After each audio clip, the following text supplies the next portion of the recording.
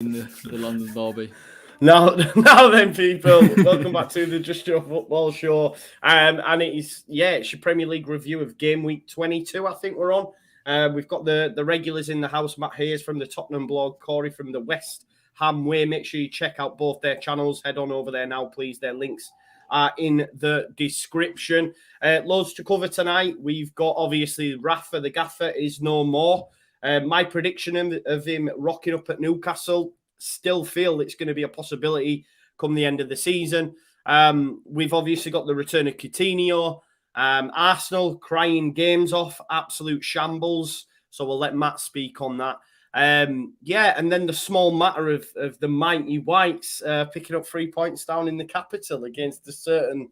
You had to do it at some point, mate. You was waiting a long time to beat us. So this is true. This is true. I tell you what, we'll do it. We'll get it out of the way, Corey. Let's do it, man. Because I want to get your thoughts on, because I've seen quite a lot of West Ham fans actually sort of stick up for Leeds United in a way. What did you make to David Moyes' comments about why haven't Leeds played midweek? Don't read into that. What I think what it was interpreted as was, he's crying, the fixture congestion. I think at the end of the day, if you watch the interview at the end, he does say we didn't do enough to win the game, so it's irrelevant. I think his gripe isn't with Leeds; it's with the Premier League, and I do understand that because of the lack of consistency with COVID, with all the situations. And I guess from that point of view, if you are going to have a result like that, go against a game we should be winning, and you play so well, the fact that you have gone and put out a number of under 23s, you've played through those fixtures, there is kind of a little bit of morality to it. But I did see that, and I did see Leeds fans getting the ump with it. I wouldn't get the ump with it because I watched the whole thing. I didn't really interpret it as in, they shouldn't have won. You just got hands down say Leeds were a better team, and there's no bones about it. Great. Gracious in defeat, as always, is Corey. I tried to get a nibble off him on Twitter, but he wasn't. I was going to buy it. I was like, oh, really? Yeah. And I just thought, no, I will try and be, objective. I'm still in it. I was hurting, physical pain at some of the performance. We'll get into the game, but genuinely, some of those performances from some of those West Ham players, it was just an amalgamation of a number of things: personnel, game plan, fatigue, the whole thing just wrapped in one. And you obviously turned up for the full 90. And because I made the point on my post match, Corey. I know you won't have watched it because it'll have been too difficult. I was gonna try. I was like, and then I think I quit after about a minute. I tapped out. Do you know what? I got so giddy, right, that I went and got my passport. I saw that bit. Yeah, I was like, get the passport out, lads. It's back on. It was so nice to just, it was a great win. But I made the point in the post-match saying, like, I wondered how West Ham fans had felt about Moyes' reluctance, really, to use his squad, because he went really strong in the FA Cup, went really strong midweek against Norwich, and then, we spoke about it prior, about the potential of some of them being a little bit leggy, and I thought, like, Vlasic was causing problems. I thought Fornells, and as them substitutions were made, I was like going, I'm okay with Masuaku coming on.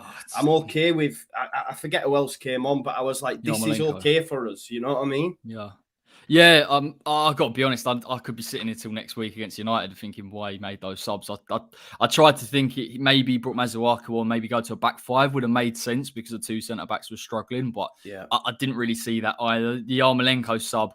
Yeah, Yarmolenko, that was it. The problem he has is that the squad isn't big enough to compete as consistently as he wants it to. And listen, the players played well against Norwich, played well against you lot last week. But I did say that the minute he showed his hand in terms of the team in the FA Cup, I thought he was going to play that team throughout. And we missed Souček big time. Big time. I like Lanzini when he drops into the six. In certain games, you can afford to do it. But we needed a little bit of stability, and we didn't have it. And I think actually, as good as Manu is, and he had spells yesterday where he kept the ball, and he's a nice player.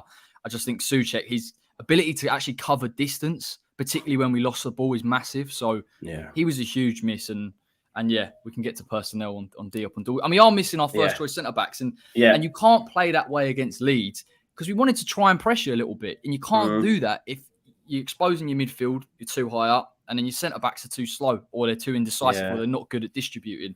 And I thought Bielsa, I've watched Leeds a couple of times this season. Your press has been from your midfield, not from the front players. But I thought yesterday we're talking 3-4 players pressing West Ham's centre-backs, and we couldn't live with it, mate. We couldn't live with it, and we didn't adjust, to be fair. So I can't. Yeah, there was. I agree, and I'd made that point, and I know you'd spoken about it. That centre back partnership of Dawson and Diop. Maybe if it is Ogbonna and Zuma, we don't win the game. But I thought Dan James, although he missed a gilt-edged chance, I think his pace caused them to all sorts of problems. Yeah, even Fabianski at times. Yeah, Rafinha. I thought Rafinha was a real big problem for Cress all day. I think Cress has improved defensively, but Rafinha is such a clever player in terms of. You look at the first goal, for example, where he's come a little bit deeper, then he's running behind him because he knows he's got him beat for pace, and that threat all day long is just a nightmare. And I say Zuma Ogbonna would have made it a little bit more tighter to play what we wanted to play.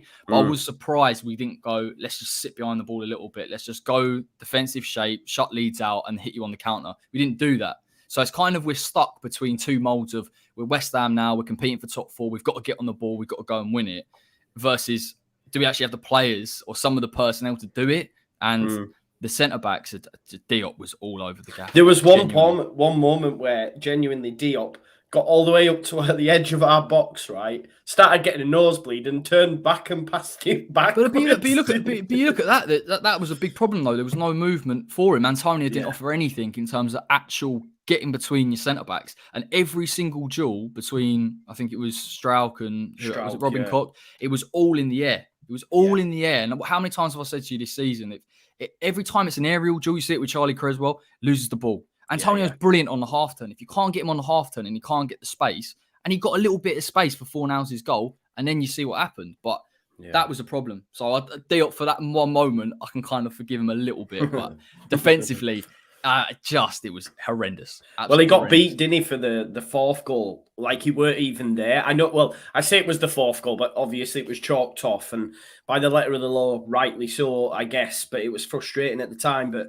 Rafinha, in the build up to that, just sort of just knocked it past him and left him for dead, didn't he? But a big thing that's being made is the position of the fullbacks. It was very adventurous, to be honest. I didn't think we'd play like that. I just don't think we had. If West Ham wanted to do that, we had to have the energy to do it. I've said many times, I don't think we're a brilliant pressing team at all. Like, very rarely have I sat there and gone, West Ham on the ball up high. We'll sit higher, but we won't go and win it higher.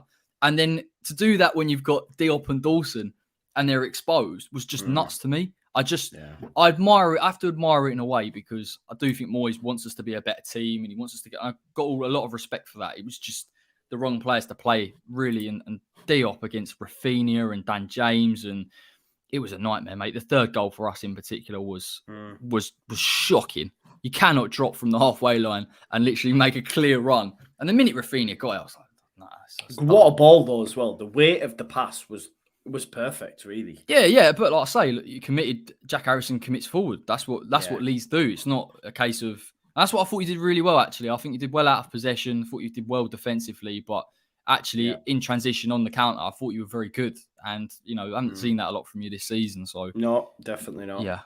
Shame, really. Yeah. Shame we did. But like I said to you before we came on, if Bowen doesn't miss that sitter, we've walked away with a point where we didn't deserve anywhere near it. And that's kind of where West Ham are at. It's margins, but we can't keep going into games having to get 3 goals to get a point or win. We can't keep doing that, because you can't win football games consistently trying to do it. It's just nuts. It does my heart absolute horror. So. Yeah, no, Luke W said, I thought Rice tried to do too much, and I disagree with this comment. And to be honest, Luke, and I know you watch a lot, I thought Rice was unbelievable, even though we won the game. He was unbelievable yesterday, and I've seen it all over Leeds United Twitter and stuff, and everyone was saying it. And as I was watching the game on the watch line, every time he picked it up and he carried the ball, I was saying he's just unbelievable. He's Rolls Royce, isn't he? He's getting better. He's just amazing, mate. Do you know what? Someone pointed out to me. Look at Matt. Matt's fuming. But it's such a weird evolution, because I've obviously said he's been a fantastic defensive midfielder, but this season in terms of him on the ball, and I like the way, particularly when we come out second half, we look better for 10 minutes. the interceptions, driving with the ball, finding the pass. He's just so good. And when he gets the ball, I never feel like he's going to lose it. He'll always make the right decision. So he was the one player yesterday, him and Fornals, that were a cut above, really. And it's a shame that we just didn't have enough to get a point. But no, definitely not. Sharky agrees as well. Sharky says Leeds deserved to win. No complaints. And I've seen a lot of that from West Ham fans, which is decent, magnanimous in defeat. But yeah, Jack Harrison took his goals well. I'm hoping now, like, for me, this could be the real turning point. Like, there's 9 points between us and the drop now. We've got Newcastle on Saturday, Matt. If Leeds United beat Newcastle and we have a fantastic record against teams in the lower half of the table, Bielsa's yet to lose against teams in the relegation zone. I don't know if Newcastle are still in there at the minute, but I know we've got an amazing record. I think there's only Southampton outside of the top whatever that have beaten us this season. So you would think, I mean, I'm feeling good anyway with it being 9 points, but you would think if we were to beat Newcastle at the weekend, Matt, then Leeds United genuinely can start to think, right, where can we have a finish, mid-table, maybe creep? Do you know what I mean? Can we start looking forward if we beat Newcastle at the weekend? I think, look, I've said it from day one that I didn't think Leeds were going to go down. And I know, obviously, you couldn't really predict the injury issues and all the other availability issues that you were going to have throughout the season. But I think what your last two games have shown, two very impressive victories, and that one against West Ham. I mean, I didn't watch the game, but you must have been pretty decent to go there and not only get the win, but score 3 goals in doing so. But I think those 2 wins shows just how quickly the season can change. And it's changed quickly for you now, being 9 points clear. I know the teams down there have a few of them have a few games in hand, but it can just as quickly turn the other way. And you can be brought right back into that scrap. And if you're dragged into it the last 4 or 5 games of the season, I think things could start to maybe go a little bit wrong. But I mean, looking at the table now, you're the same gap from Norwich in 18th as you are to Wolves in 8th. I mean, it's 9 points there either way. And that win against, if you do get those 3 points against Newcastle, which on current form, I think would be hard to say that you wouldn't. That's 25 points. You're just past halfway through the season, just past the halfway mark to the magic 40. I think you're in a very good way. And I don't think the teams down there are going to get anywhere near that 40-point mark. So for me, at the moment, it is between the 3 in that relegation zone and Watford to go down. I think Everton have made an important decision at the right time. But Leeds, definitely, as I expected, are looking to be safe now. Yeah, I think so. And any Leeds fans that will say otherwise, like, I know it's still early, right? But I've felt that we'd be fine all season. And I look and say there's a 9-point gap. And, you look at the teams that are currently sat in the relegation zone. I've got the table in front of me. Newcastle have got 12 points all season. Norwich have got 13 all season. You've got a 9-point gap. Now, if they were to continue that form, they're not going to get them points. If that makes sense, it tells you that. So I think we're good.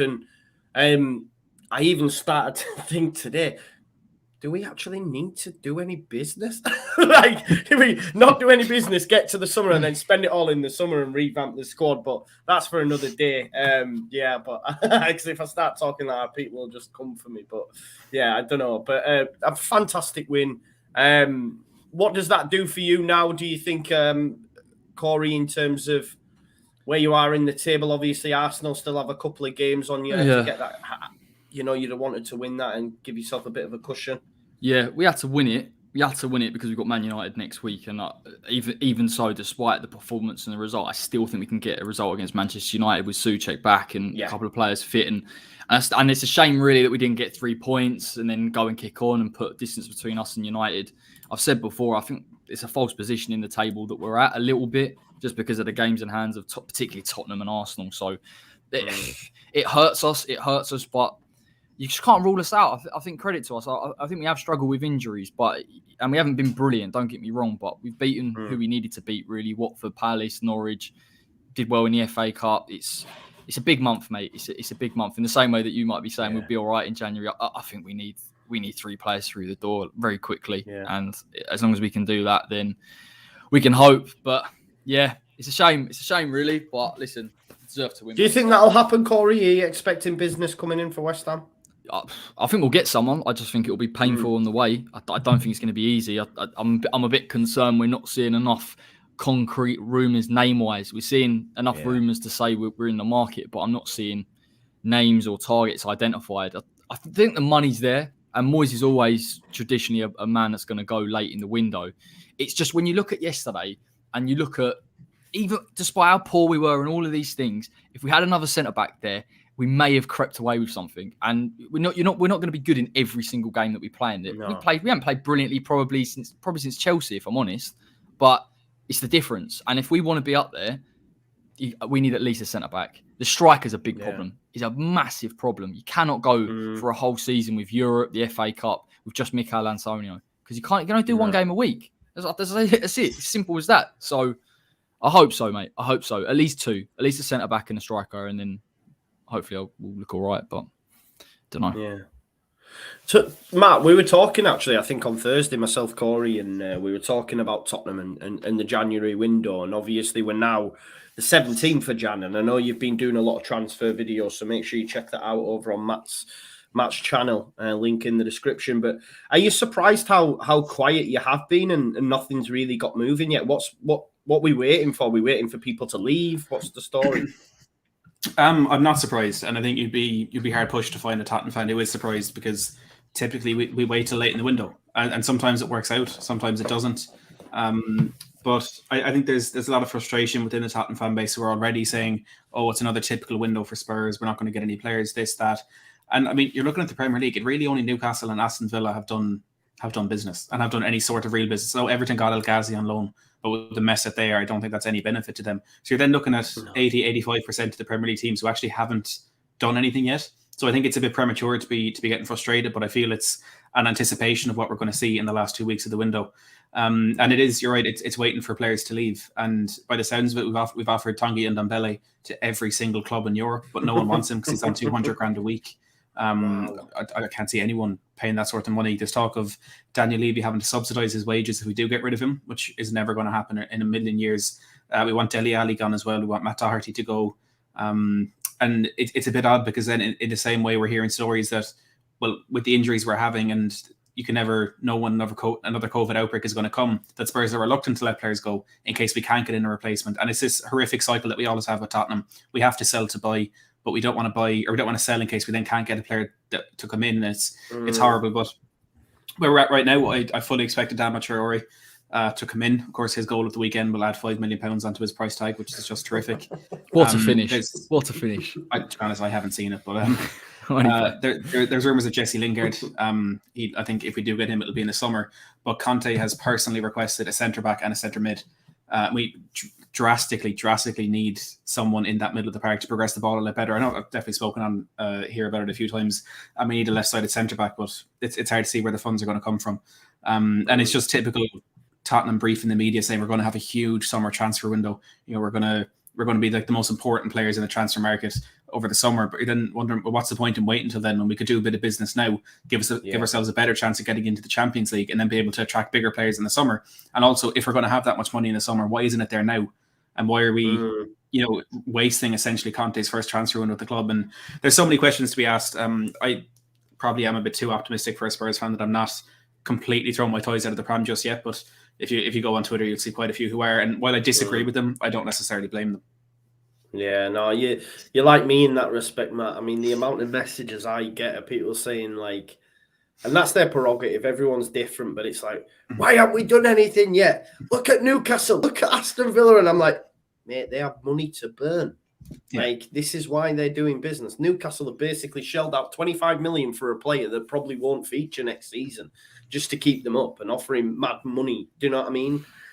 He'll have doubled his wages or whatever. Sometimes you can't compare. And I'm a bit like you, I just sit tight. I think Leeds United will, if they do business, will wait till the last few days, just like they did with Dan James because he came available, just like they did with Rafinha because he came available. I think Victor Orta's very good in putting the feelers out there, and then sitting back and waiting for that call to come back in to say, go on, yeah, we'll take it, because he's, look what happened with Rafinha. We paid 17 million for that guy, which is a madness. It's interesting you mentioned Jesse Lingard, because Luke put a comment in to say, I can't believe after the finish of Lingard last season, he's played just 98 minutes. I don't know if that's right, but I assume it will be. 98 minutes in the Premier League this season. That is insane. And it is, isn't it, Corey? Obviously you brought Vlasic, so, I mean, would you be gutted if he rocked up at Spurs? Mate, I'd hate it. It'd make me feel physically sick. Like, nothing would get under my skin more. I do think, though, I do think that if it did come to, even in this window, if we went for him, I think he would join us, because I just think it's the dynamic that he's had before. It's much deeper with Jesse Lingard. I think clearly he's a fantastic player, and clearly a lot of teams outside of that top four would take him, possibly definitely outside the top six, but it's deeper. I think it's a family thing. It makes no sense. There's no reason why Lingard should be sitting on the bench at Manchester United when how many teams would take him like that at a drop of a hat. I just hope. Listen, it's boring amongst the West Ham fan base. We're in, we're out. We're in, we're out. We want him. He's going. But if he comes, brilliant. If he doesn't, I'm over it. I can't keep getting. It was a nice loan. Everyone's had lovely loan players that have come in and had a real impact. But yeah, we moved on, and like you said, Vlasic has done really well in the past couple of weeks. Yeah, I was impressed. He's good. He's a brilliant player. Should be for 30 mil. Yeah, That's fine. Yeah, fair. And what about this one as well? What do we reckon to this? Obviously, John mentioned about Eriksen. Apparently, it's going to be Brentford. I think they have quite a big Danish connection at Brentford, don't they? They have quite a few Danes down there. I think they've got I always get hammered for the name, but Midgetland. I think he's there, like, I don't know how you say it, FC Midgetland. Is that how you go? I don't know. Something like, I think that's people, mate. yeah. But I think their owner owns both them clubs, and obviously there seems to be a lot of deals between them two as well. So what do you reckon to that one, Matt? Eriksen back in the Premier League. There's a lot of Leeds fans that will probably say, well, we're crying out for a player in that role. I just don't think he'd be up to the rigours of murder ball under Bielsa. But do you reckon he'll be a success at Brentford if he does make the move? I would love nothing more than see him rock up Brentford for 6, 12, 18 months, whatever it is. I like Brentford. I love Christian Eriksen. There's a lot of rumours with him going to Tottenham, which I think is just people looking for clicks more than anything. And I put that in the same bracket as going to Leeds, in that they're two very physically intense teams. And well, I know he's gotten the all clear, and he can, there's been rigorous tests done on him, which is good that they're taking every precaution. But I think when you've been out of football for 6 months to come back into a team like Tottenham or Leeds, and to be able to get to the physical level that you need to be for the demands within that side, I think it's going to take too long for him to have any sort of an effect on a Tottenham or a Leeds in the way that we play. But I think at Brentford is perfect for him. It would be very, very similar to that Coutinho to Aston Villa deal, because he's a better player going into a decent side. He'll stand out. He'll do well. But I don't think he'll be out of place, if that makes sense. Look, he had his best days in the Premier League. Was absolutely incredible for Tottenham, and he did down tools for the last 18 months and kind of ruined that reputation a little bit. But no, Eriksen at Brentford, I'd absolutely love to see it. I don't know how realistic it is, but I'd really love to see him back. Yeah, I think I don't know. I see it being quite realistic. I don't know. I hope he makes the move, because I'm like you. I like him, man. He's a top player. So I don't know what the rules are in Italy. I don't know why he's not being able to sign a new. I don't know. Do you know why he didn't stay with Milan? What was it like? Why they said there's some rules in the Serie A it's like a heart starter he has that he had put into his chest, that you just can't play with that in the Serie A. It doesn't seem to be a popular rule, because there's clubs from a lot of different countries being linked to him. And it seems that he can't. Yeah, it's not as if he's a bad player all of a sudden, is it? You know what I mean? Do you know what? He would be brilliant. He'd be brilliant for Brentford. They lack creativity massively. They're relying too much on Tony. Just to get Tony further up the pitch instead of having to drop deep would be mad for them. And I still think he's clearly got ability. It's obviously had nothing to do with it. He won the Scudetto with Milan, so yeah. Even as an ex-Spurs player, it'd be good to see him back in the Premier League, because he's a top player, mate. He's a baller. He is. Definitely, for sure. Right, let's talk about Coutinho then. The return of Coutinho, Aston Villa, Manchester United. I won myself some money on this one, actually. It was 6-1 for Bruno Fernandes, 2 shots on target, and Watkins 1. So I had a little dabble, and Bruno Fernandes ended up getting 2 goals. And and what a comeback by Villa. Absolutely. Do you know what makes it all the more sweeter for me is because Coutinho, he comes off the bench, he gets an assist, he gets the equalising goal. He's ex-Liverpool. Gerrard in the dugout, ex-Liverpool. I'm not a Liverpool fan, but I just know how much that would have stung the Man United fans. But how mad is it? Like, where do you rate that deal? Just how far do you think Coutinho can go with Villa, Corey? Because he is a baller, isn't he? Yeah, and I think the way that they play, I thought Buendia was probably man of the match. I just thought he was fantastic for Villa, and I think when you've got players around him like that, or Ramsey, and the thing is with Gerrard as well, he's obviously played with him. He knows how to get the best out of him, and I thought it was really interesting in some of the quotes he was saying about he wanted someone that's been there and done it and won things to influence the other players. I just think he's got the balance right. I think Gerrard in terms of the fit for the team, but also the character. And Coutinho's got points to prove, man. He definitely does. And I still think he has ability. He's still 29. I've seen it with Lingard when people were saying he's past it or whatever. He's done. He's 28. But listen, football players can go on for a long time now. And if he can kickstart his career, then I'm sure another club will look at him, obviously. But I think it's a good fit for him. I think it's a good fit at Villa. Young, hungry, top manager. I've got to be honest, I thought Villa were really impressive. I know they struggled first half, but genuinely. Well, Gerrard. And I think we said this a couple of months ago, just the way he organised Rangers, and you can really see an identity quite early on, and that's normally how you know a manager's kind of got his ideas. Not sure about Rangnick, kind of struggling, but Gerrard's top manager. Top manager, mate. I've still got my tweet where I got hammered by fans telling me, "Oh, what? It's a Mickey Mouse League, Scotland, Gerrard. Why?" I'm just waiting for him to get all the plaudits, and then I'll just reply to all them people who dug me out. But one guy that I also called it, like the B-Tech Bielsa, Ralph Ragnarok. He's having a shocker, an absolute shocker. And it makes it all the more sweet because obviously Manchester United fans built it up as like, we're back, we're this, we're that. And some of the stories that are coming out as well about these rifts in the camp, like, Matt, like, I don't know, like, are they just holding out to the end of the season? What's the story there? Because I don't even know.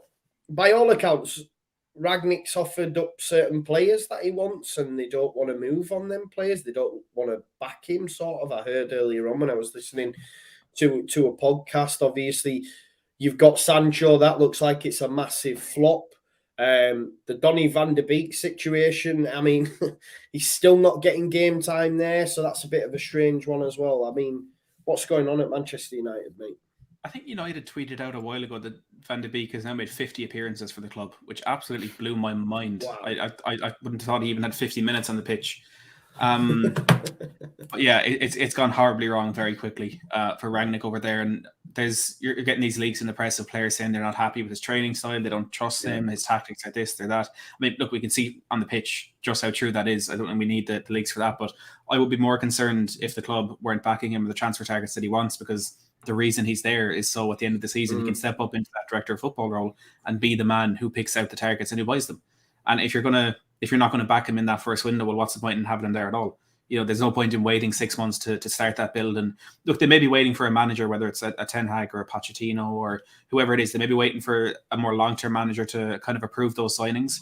But I said it from day one. I think they've brought Rangnick in to put in a bit of a style, that kind of high pressing, a bit more energetic sort of style into that team for a manager to come on and continue that. And I think if he's targeting players to fit in that style, but they're players that should fit into a similar style that has that gegenpress or whatever you want to call it. But I only got to watch. He created it, didn't he? He did indeed. From what I heard, he created it. It's the Ragnick press. Yeah, it's not good. Like I said to you a while ago, I only got to watch the second half of that game, but from what I saw, United were woeful.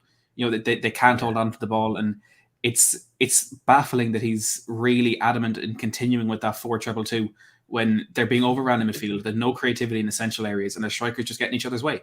Like there's really nothing there. Like the only 2 goals they got against Aston Villa were because of terrible errors, with Martinez letting that first one through his legs and then Sansone giving it away. Without that, Villa win that game 2-0, and for what I saw, would massively have deserved that. But United fans were losing their crap, saying we're back, we're this, we're that, we're winning the league. This after a 1-0 win against Crystal Palace in the first game. I think they're starting to see exactly where they are right now.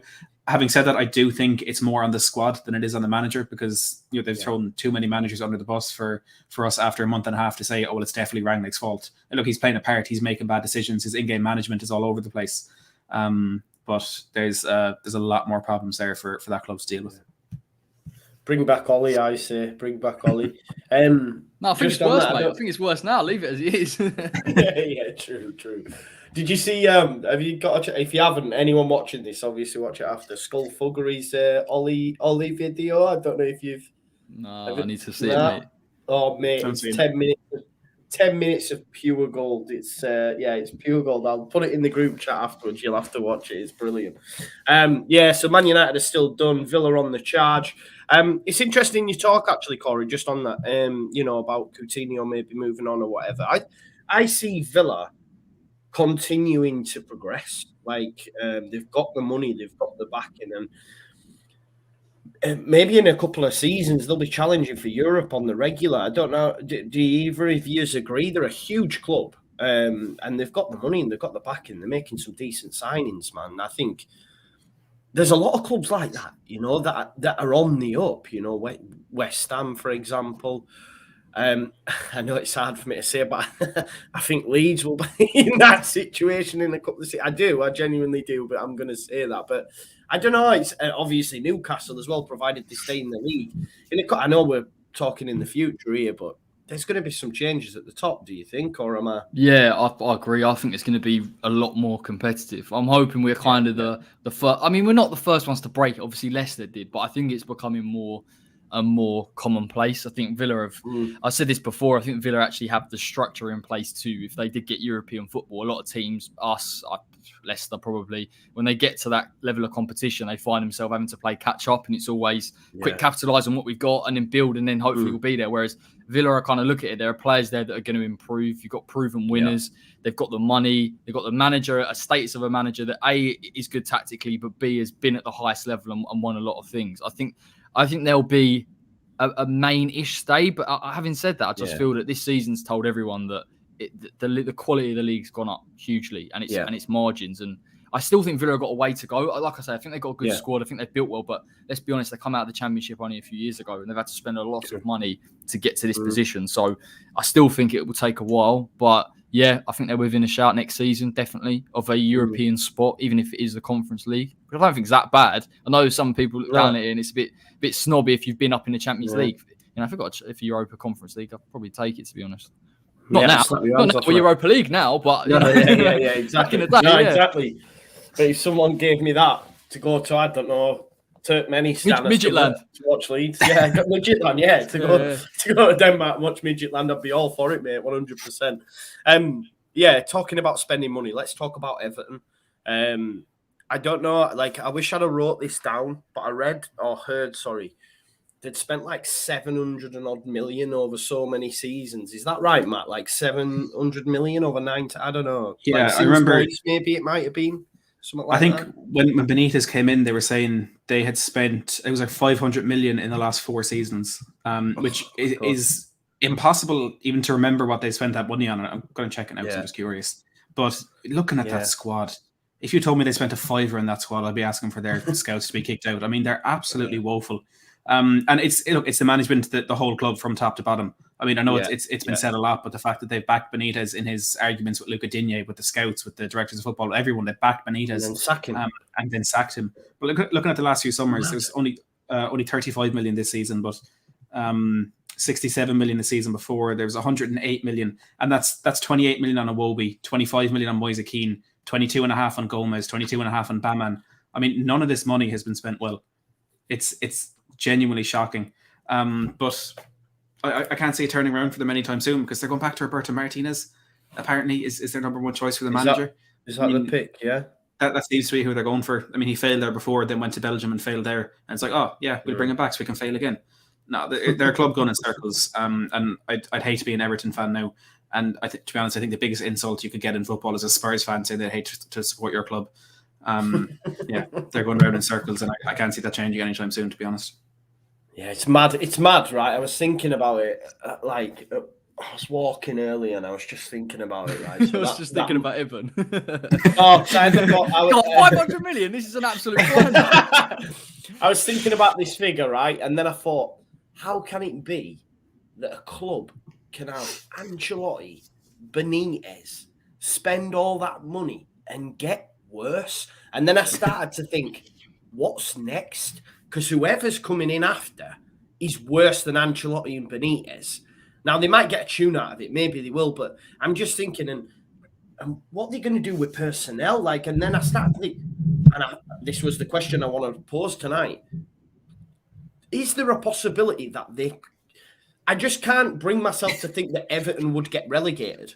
Like I said it the other week. I said they might slip in because it's that toxic. Yeah. Like it's so bad. It's just it's crazy how I think the narrative a couple of years ago was you spend X amount of money, then by rights, whatever quality speak volumes, but not for Everton. They've just really gone about it the completely wrong way in terms of building a club. They've flitted between different managers and different styles. Allardyce was there for a period of time. Then he's gone. Director of football that hasn't worked. If I'm an Everton fan, the thing I'll be tearing my hair about is the fact that they let Luke Dean go because of Benitez. So they were basically saying, fine, we'll back the manager. And even to a degree, at least I could kind of see the integrity of that decision to then sack him. He's got rid of everything behind the scenes as well, Corey. But that's what I'm saying. So who's making like the owners clearly having a conflict of, do I give control to someone or who do I give control to? And the thing is, the reality is just stick with one person or one type of thing. You know, I think we sometimes talk about how clubs are run. You'll know at Leeds you've got a hierarchy and you'll trust some of those. I think Brighton have got Dan Ashworth. They've got a technical director. Paratici now at Spurs. You know, it's you need that infrastructure, and particularly when you've got a lot of money to spend. But they are horrendous. And if Benitez can't get a tune out of them defensively, you look at them in terms of dealing with set pieces. Martinez isn't. You're having a laugh. No. Martinez is not. Yeah. I mean, with some of those defenders, you've just taken out one of their best players in Digne. Now what are you going to do? It's a shambles, mate. It's an absolute shambles. And to be honest, I can't imagine Everton going down, but it is getting to the point now where I'm thinking, where's the bounce? Well, you can't spend the money anymore, so you can't go and... Yeah. So, and you can't get a top quality manager in. So where's not my problem. Yeah. And, feel for him. But... And we've been go on, Matt, go on. I was going to say, we've been here before saying teams that they can't go down. I mean, it's happened twice with Newcastle in the last 10, 15 years. It happened with West Ham, which was really funny. But like, I don't see why they're too big a club to go down. Just about. They're not too big a club to go down. And I think people will... You'll pose the question, will Everton go down? No, they're Everton. That's not going to happen. You can't imagine Everton in the Championship. But they're not picking. They lost to Norwich. That is the lowest of the low for any team in the Premier League this season. Losing to Norwich.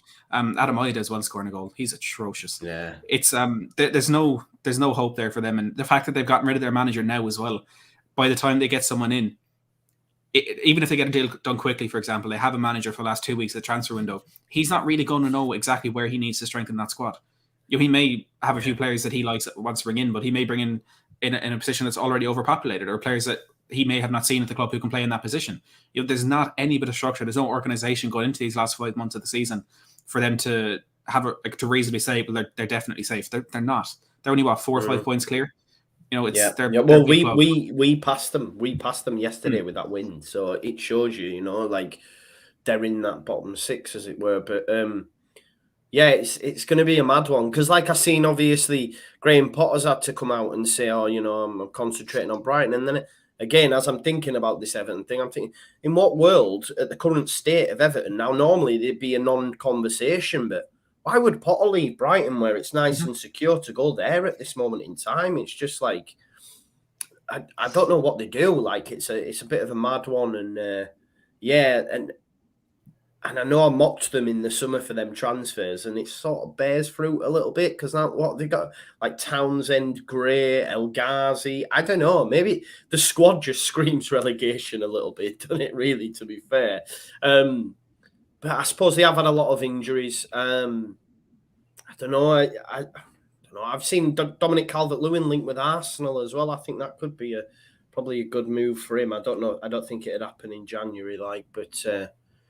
I don't know. One to watch, innit? One to watch. It'd be a madness. You know the teams where they're teetering on relegation, and you look at them and you think there's no balance here. Like, it's very uncoordinated. There's problems, like there's systemic problems. There's attitude, like it's just everything, and it just feels The only one that maybe could get a tune out of them, and I think again it is a bit of a risk, is Duncan Ferguson. Maybe the only guy that can galvanise them a little bit, because they've got some good young players. I think it's Gordon that plays for them. He's probably one of their better performers. Yeah. If you can galvanise them a little bit, we know they've got a decent youth system. They've spoken about Wayne Rooney. I think in terms of Rooney's career, that's way too soon. He's looking promising, but it's way too soon. So that's the only thing. But then you're almost kind of resigning yourself to the fact that, do you know what, we might go down.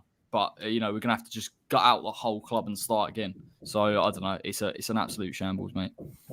Yeah, I'll have to get Mike on. I'll try get Mike on from the Blue Boys Network and get his thoughts. I bet he's pulling his hair out anyway at the minute, for sure. Right, let's talk. I've had a couple of comments coming to this, and I've kept them here. So we'll talk about this. So not just about Burnley, but postponements in general and what our thoughts are. So Jamie says, lads, what are your thoughts on another postponement for Burnley? I find it ridiculous now. Leeds have kids on their bench. This is a mad thing that Leeds are being held up as the moral compass. I never thought I would live to the day where Leeds are being held up as the moral compass in football. JDB says, really, Joe, really, when anyone else see the flaws in the rules and tries to manipulate their way through it, it's okay. But when it's Arsenal, everyone jumps on it. And then he's mentioned Richard, and I think he meant Richard from Sky. I don't know. I've seen him put from Sky. Oh, Micah Richards, yeah. Oh, Micah Richards, right? Okay, yeah, I did see that. Sorry, I'm talking wet. I did see that in the build-up to our game.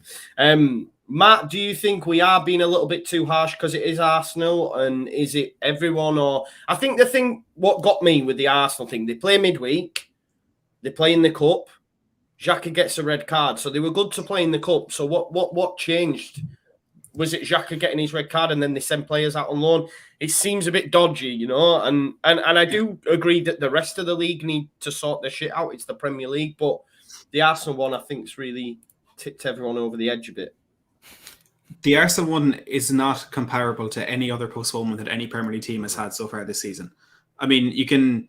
First of all the Arsenal fans are saying, we're the first team people have got annoyed about. I remember very, very well coming on here and having, a Liverpool fan give out to me about Tottenham's game being postponed. Liverpool last week in that game against Arsenal, you people claiming they were, they pretended to have these positive tests. And look, they may or may not have done that. But at the end of the day, the decision from the Premier League was, they have however many COVID cases, the game can't be played.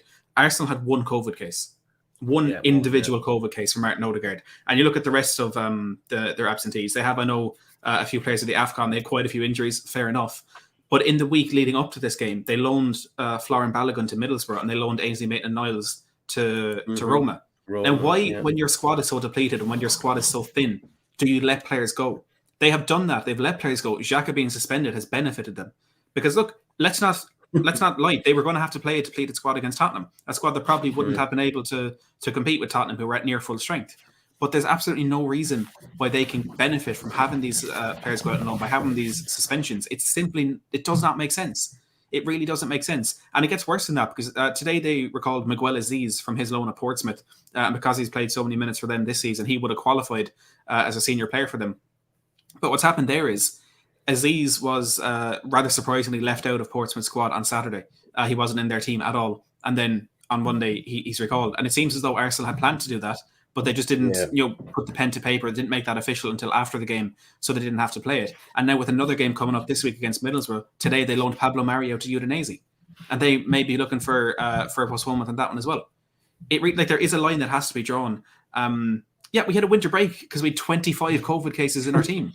A winter break that we're now paying for, having to put a game against Leicester in between these cup games against Chelsea and London derbies against Arsenal and Chelsea. We had COVID cases. Liverpool, if they had COVID cases, Chelsea, Burnley, Leicester, all these teams who are actually getting games postponed have COVID cases. By the letter of the law, by the actual rules, COVID cases, international call-ups and injuries are enough for a game to be postponed. Xhaka being suspended is not counted in that. That would tip them over to the 13. And those loans, I think, are just an absolute farce. Arsenal, they've cheated the system. Fair play to them. They found a loophole. It's disgraceful from Arsenal. It's disgraceful from the Premier League. And what more can you say? But if you had to pick a club you'd expect that from, it's those rats. And it's as simple as that. Those rats. They should sign Declan Rice. He'd fit right in. Wouldn't go there, mate. Wouldn't go to you either, to be honest. He's clear of both. I wouldn't want to. Do you know what though? Right, like this is what pisses me off about us, right? And I mean us as in the English football, the Premier League. Like everywhere else gets VAR right, we can't get it right. Every other league has managed to get the COVID, strict regulations, whatever you want to call it, right. Bayern Munich are having to blood kids and stuff. And why is it we always have to make a shambles of it? Do you know what I mean? Like we've literally got clubs, and it isn't just Arsenal. There's a lot of it going on where they're looking at the strength of their squads and saying, right, okay, well, this squad's probably not strong. Like the team, the 11 we can put out is probably not strong enough. But you take COVID out of the situation, AFCON, you know about AFCON, suspensions, injuries, you have to deal with it. Like Leeds United had to deal with it. Our game, when we got battered by Arsenal, the amount of players we had out, it was a joke, right? It was a joke. But the game went ahead and we got spanked, right? We weren't in great form anyway. But I just think, like, how the Premier League need to now say, right, we're being made to look mugs here. We need to draw a line in it and say it's only COVID cases, not this whole 14 senior players who class as senior or whatever bullshit it is. Like, if it's COVID and you've got X amount COVID, okay, fair enough. If it's anything other, then you've got to play it. And if that means going into your under-23s, then that's what that means. Do you know what I mean, Corey?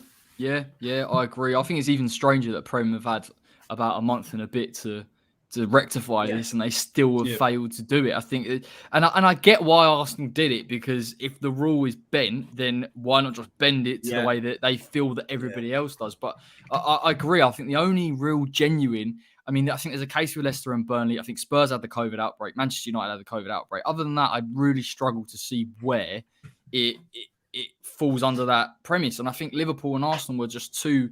Liverpool was the one for me with the false positives. I've got to be honest. I don't know what the rule is. And I think people are saying, well, if it's suspected cases, then it falls under that line. But the fact that there was 13 false positives, one tested positive, and they still didn't have to play, it's just mad. And I find it crazy that these two teams, Arsenal and Liverpool, massive clubs with big squads, are calling the games off. And then there's other teams, Leeds with poor squad depth. West Ham have had problems as well. We've had problems like week in, week out. We've managed it. We've kept it quiet. Souček's been out. I know Nobes doesn't play, but Antonio for now, we've just done it and got on with it. Like, that's the way to do it. But what makes me mad is so are we getting to a point where we're saying, okay, well, we've got one player with COVID, therefore we should try and a couple of injuries. You know what? But that's where the Prem have got to be strong. Then that's where it does almighty fall on them. It has to, because they're the ones 100%. That have allowed it, and it's horrible. It's horrible for the competition. I've got to be honest. The only thing I can hope is that some of these teams that have called their games off, they get the games thrown at them. They get 4 games in like 2 weeks, and then they go, well, we can't do it. I go, tough. That's it, isn't it? That's just the way it is. So. Yeah. The worst part about it all for me is it seems to be just that one COVID case for Odegaard that tipped this over the edge. Because you look at Leeds there against Arsenal, was it 9 players he had available? As far as I remember, it was all injuries, and maybe there's 1 or 2 suspensions. There was no COVID there. Tottenham played Palace back in September. We had 3 players who were isolating in Croatia because they went to South Africa. We had 4 or 5 injuries. I think we had a suspension there as well. The difference between those 2 games for us and Leeds and that game for Arsenal is that one individual COVID case for Martin Odegaard that tipped it over the edge. Yet still, you go back and look at Chelsea with 6 cases having their request for a postponement turned down. And even Tottenham had a request for one turned down when we tried to replay that European game. I'm absolutely delighted we're not in the Conference League anymore. But financially, in terms of getting a trophy, it's a very good opportunity for the club. And we were cost that because the Premier League refused to call off a game that they then eventually called off. So we just need that consistency in there. And it's really not coming from anywhere. And back to your original point about how the Prem messes thing up, they do. They're ridiculous with VAR, terrible with these stuff as well. I think to some extent it is the high profile nature of it, that when something goes wrong, it's going to be scrutinized, it's going to be magnified 100 times. I mean, there were some shocking things in the Belgian top division this weekend. Like there's Mechelen, they had a game, they had 5 senior players and they were told they had to play the game and they just didn't show up, and they lost it. I think Eupen as well had 5 or 6 players, ended up playing their youth squad against I think it was Cercle Bruges they were playing. So look, there are worse things out there, but when you're the Premier League, you're the biggest league in the world, you have the biggest clubs, the biggest players in the world. It's really not that difficult to, even if you're going to make the wrong decision, be consistent in it. You know, like going back and forth and on that seesaw, like, oh, yeah, this gets a +1, but this doesn't. It's ridiculous. Set your guidelines, stick by them, and let that be that. But they're not going to. Yeah, I think Ralph Hasenhüttl said, if you create a door, don't expect people to walk through it. And that's the point, isn't it? Do you know what I mean? Premier League have created this loophole, and clubs are going to use it. It's as simple as that. Well, that's the problem, isn't it? Like we could easily get into a discussion about who's abused the rules, and quite rightly though, because it's getting a bit embarrassing at this stage. But they set that precedent. They're unwilling to make the change again, and I hope something happens. But I thought the Arsenal game would be the sticking point. I thought they'd go, actually, this is a bit too much. Let's do it now. Yeah. But they haven't, have they? But why not? We're going to be sitting here in March with about 15 odd games being played randomly, and I don't want to hear anything from Liverpool or Arsenal about fixture congestion. I don't want to hear a word. I don't want to hear any. Just get on with it, do your thing, and move on. But if the rules bent, you might as well try and exploit it if you've got a chance. So never mind. Exactly. And Matt's right. I mean, I know it's slightly off topic, but when you were talking about refereeing and all that across, there was the guy in AFCON that blew the whistle on the 85th minute, wasn't there? It's funny, isn't it? He was rushed to hospital with heat stroke after that game. Do you hear about that? What's that? Is that legit? Yeah. I don't know, but that's the story that came out, because they came out to replay the game 20 minutes later. The Mali press conference, the officials went in and said, "Yeah, okay, we're going to finish the game." And it was a different referee that came out, and people thought your man had been kicked off the game. But apparently, he was rushed to hospital with heat stroke. It was bizarre, bizarre stuff. Maybe we can forgive him for that then. So funny. Just to finish up then, boys, obviously Man City, Kevin De Bruyne scored a lovely goal. Chelsea, I mean, I don't know how many points is in the league now. We already know City have won it. I think people are holding their breath that maybe Liverpool can mount some sort of challenge, but I just don't see it happening. I think the league's done. What I did see on the old Twitter sphere, and I know the Twitter sphere is not like the barometer of the whole footballing world, but there was chat about Tuchel and Tuchel possibly getting the boot. I don't know. Nah, it's fake, innit? Apparently, some Man United fans set it up, and it just kind of caught traction. Oh, really? Yeah. I've seen it. I saw it. Probably Matisse, to be honest, and he was like, "What?" But they don't want him. They don't want him gone. Like they worship the ground that he walks on. I think he's a fantastic manager, but they got a big problem with Lukaku. Like a big problem. Like some of in terms of the opportunities that he squandered, the link up is just a bit fragmented. And a bit strange. Maybe you'd say, well, he hasn't had a pre-season with them. Maybe he needs time. He's been injured. I get all of that. But for, was it £97 million that you played? And especially because you've paid that money, you should know how to use the player. And I just look every time I see Chelsea, I think, you're not playing him. You're not playing him how he should be playing. Your Tuchel's idea of what he should be and what he actually is are two different things. So he wanted to play in transition. They're fine against City. He wanted to give up the ball, no problem, counter-attack. They did have chances to get goals in that game. If Lukaku buries them, then we're having a different discussion. But that's how Chelsea play. They win games by far margins. They won't batter teams 4-0. They're not like Man City. So they have to sort that out. And it's crazy to think the amount of money they've spent on that forward line over 3 years. Yeah. And the return is negligible, really. Yeah, like Havertz. I don't know. I remember one Mr. Rory Jennings talking, saying this guy was a future Ballon d'Or winner, and that I never forget him saying it. And imagine Rory Jennings being wrong. I just remember him saying it, and every time I see him and I hear him getting like berated or whatever, I just think that guy. But seriously though, how can a club like Chelsea spend that amount of money and get it wrong? Lukaku's still got time for me, and maybe Havertz as well. But you look at Werner for £50 million. I don't understand. I literally don't understand it. And there is value out there. They just don't. They're not willing to. Yeah. It's just something not clicking with them. It's mad though, right? Sometimes it works, sometimes it doesn't. And there's a little part of me think that if Werner had got his move to Liverpool, he'd have smashed it at Liverpool. Werner is he's such a weird situation because it's not quality. That his qualities never come into question. Watch the few years he had at Leipzig in the Bundesliga. He was incredible, and when he got the ball, he scored. And it was almost as simple as that. I mean, there's no reasonable or logical explanation as to why a man who could pick the ball up in the halfway line and score is consistently, and I mean consistently, missing sitters, missing open goals, missing one-on-ones. Yeah. There's no logical explanation there. But I think Chelsea are just the type of club that they have so much money and they know they can recoup a lot of money if they sell a Werner back to the Bundesliga or over to Spain, that they can afford to get those deals wrong, because the next time they do it, that it might go right. And the finances isn't really a big issue for them. But I agree that their recruitment at times in the last couple of years has been absolutely diabolical. And I wouldn't say Tuchel is entirely safe. I can't see him getting a sack. I don't think it'll happen anytime soon. But it's Chelsea. They've sacked people for less. Yeah, they have. You're right. And yeah, I think that's us, guys. I think that might be us. I think we've. Anything else? Any other business? Any other business? I'm just trying to think if there is, mate. Really, I know there's this. That basically Leeds have a 100% record in 2022. You know what I mean? We're unbeaten this year. When you put it like that, that sounds good. But yeah, I think we're done, lads. Always an awesome chat. Matt, what's coming up? Obviously on the Matt Hayes Tottenham blog. Is it just transfers? Yeah, I might do something after the Leicester game on Wednesday, because I haven't done anything for a game in a while, because they all make me really sad. But yeah, we'll have transfer stuff mainly. Probably be streaming tomorrow night, talking about Adama Traoré, Jesse Lingard, and Dembele. Just every rumour that's out there. Can I just get your thoughts on bloody Adama Traoré? Because I just don't get it, right? And why did Tottenham want him? I don't know.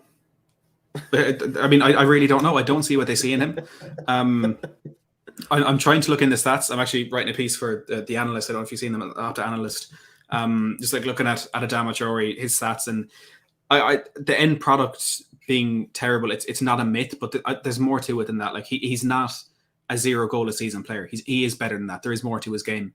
But it's trying to figure out why Conte wants him. And I'll be completely honest. I don't see why they want him. I think it'll be a terrible signing. I think it's a waste of money. But Conte wants him, so I'm here for it. I trust him, and I trust Paratici that they'll bring in the right players. But the biggest question I have is if we're trying to replace Emerson Royale because his end product isn't good enough, why is Adama the man we're bringing in? And look, it could be a stopgap. I mean, he's done it before. He's done it at different teams where while trying to find that perfect player, the perfect type of player to fit in there, he's gone for these stopgaps. But the difference is Tottenham don't have the money to bring in a right back 2, 3, 4 years in a row, so we can actually find someone that suits there. I also think there are more pressing issues in our squad. I think we need a centre back more than a right back. I think we need a centre mid more as well.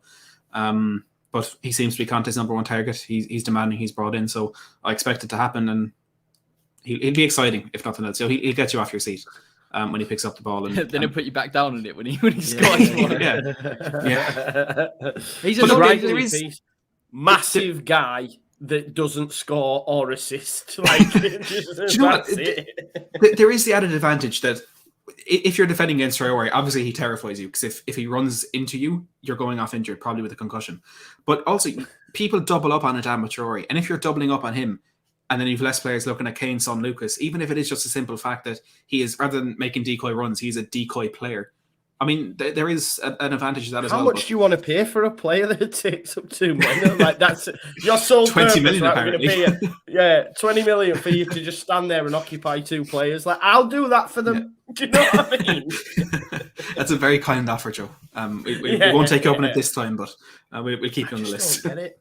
I genuinely don't get it, like with Adama. But yeah, I wouldn't want him at Leeds. Like, I don't know. He was linked loads of times. I just think it's lazy because Victor Orta took him to Borough. But I remember in the Championship, genuinely, like, he was unreal in the Championship because it's the Championship. I think he got when we played Borough and we got beat 3-0. And Bamford actually got a hat-trick. I swear Adama set them all up. But he literally in the Championship would get the ball any place on the pitch and just run towards goal, and players would just bounce off him. But at that level, you can get away with missing a few. Do you know what I mean? But I just think it's so glaring in the Premier League. He has got quality. Yeah, he has got something. He has got something. It's not. It's just he's such an anomaly because you see the dribbling stats. Some mad stat in terms of his success rate. So he has got something. I just wonder. He's the best in Europe. Yeah, and I just think when you've got a player like that with his physical attributes, and you've got someone like Conte, I just feel like Conte will simplify his game a lot more.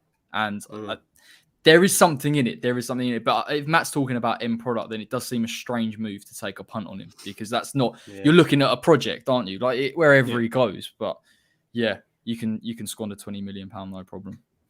Yeah. Mind you, that's mad. You spent what, 26 mil on Emerson Royale and then 20 mil on Traoré to plug a gap that you tried to fill in the summer. It's just, you got Matt Doherty used to play right wing back. They don't want him no more. Like, what's going on? Barcelona sources apparently are still absolutely shocked that Tottenham paid that sort of money for Emerson, which I don't think he's been as bad as people are saying he's been.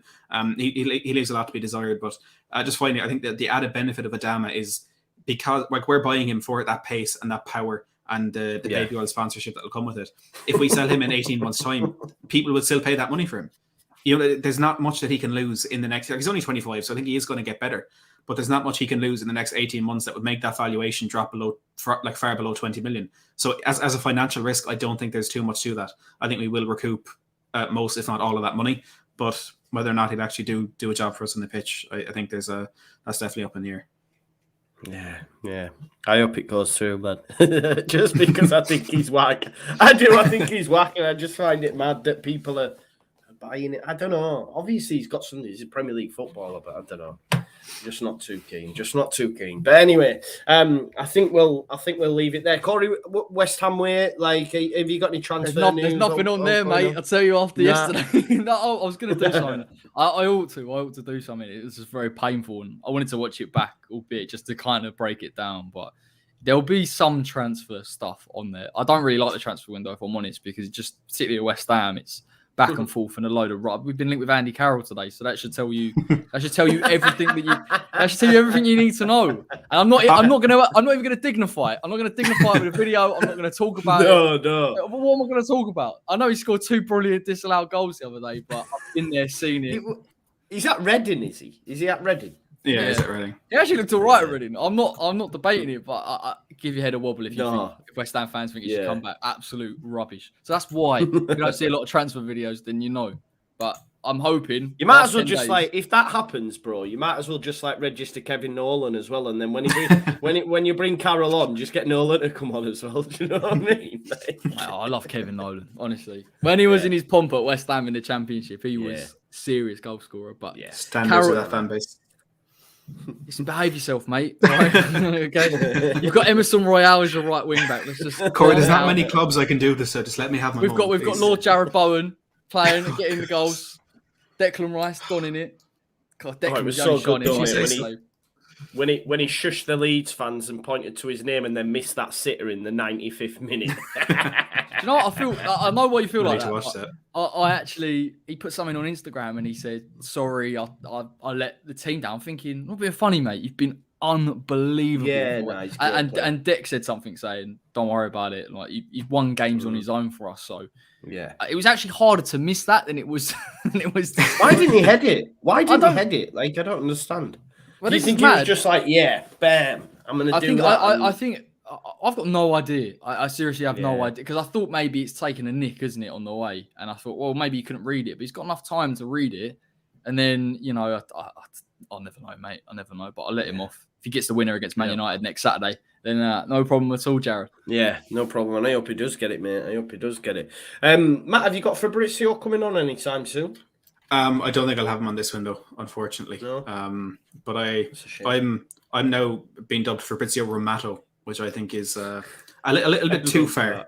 A little bit too far. I love that. I'm the next best thing. So.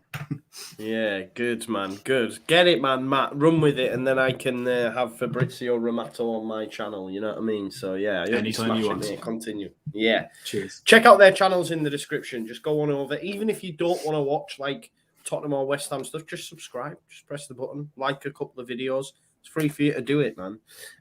Thank you, as always, for watching this show. I'll be back on Wednesday for the midweek fix. Myself and Lucy, we haven't been for about a month, been very busy, but we'll be back debating Leeds United transfer window and all that sort of jazz. So make sure you check that out. And thank you, as always, for watching this show. And we'll see you back on Thursday. Kendall will be with us on Thursday, looking ahead, obviously, to Newcastle. So make sure you join us for that as well. And these guys, if they're free, will be back. I know Corey will. He's always free, man.